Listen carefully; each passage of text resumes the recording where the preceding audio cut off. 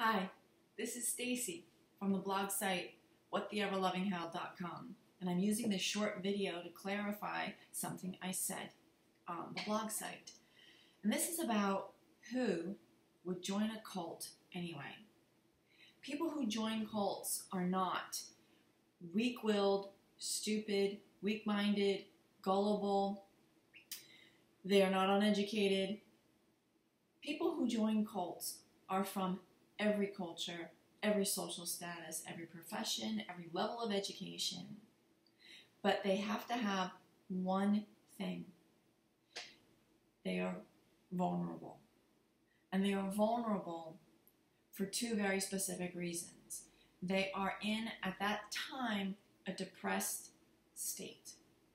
And what I mean by that is not they have depression, like a clinical, chronic, diagnosable depression. They're just in a depressed state, which means they are feeling generally unhappy, or they are disillusioned, disappointed with either themselves or their life or the world at large, and they are in a depressed state.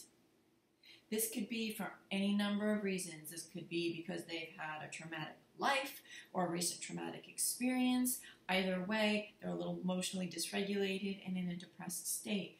This could mean they've just been through something dramatic, like a divorce or a bad breakup, or even leaving home and going to college for the first time, getting a new job. Anything that could leave a person in a slightly depressed state.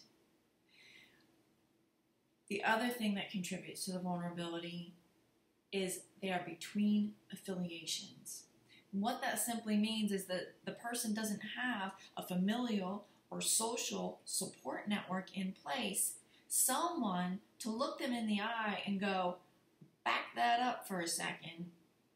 What did you say that cult group wants you to do or say or believe?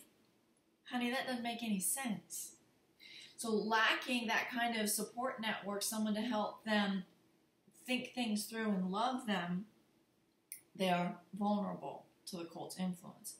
So in someone's vulnerable, depressed state between affiliations, the cult can swoop in with overly simplistic but focused answers to all their life's questions. A simple outline of, here, just do this, and you'll be happy again. You'll have the answers. You'll feel certain. This feels good to someone in a vulnerable state. It relieves their stress. And thus, they are susceptible to the cult influencing them. Two examples, real quick, to make this real for you. I did not join a cult. I am second generation. I was born in it. But my mother did. My mother was one of those ones abused from childhood, suffering as an adult because of that, questioning God's existence, saying to God, if you're really up there, you better prove it to me.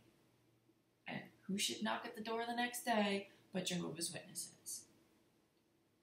Another really good example is from the movie Ticket to Heaven, which didn't claim to be based on a true story, but it was based on a true story. Young man, bad breakup, out of college, not quite got a job that he feels satisfied with, a little disappointed, disillusioned, he's in a depressed state, he's away from friends, and an old friend that was part of the Unification Church, or the Moonies, calls him and says, come out to our farm and eat vegetarian food and sing Kumbaya and bare your soul and be loved. It appealed, and he got involved. So that's who joins a cult. Someone who's vulnerable.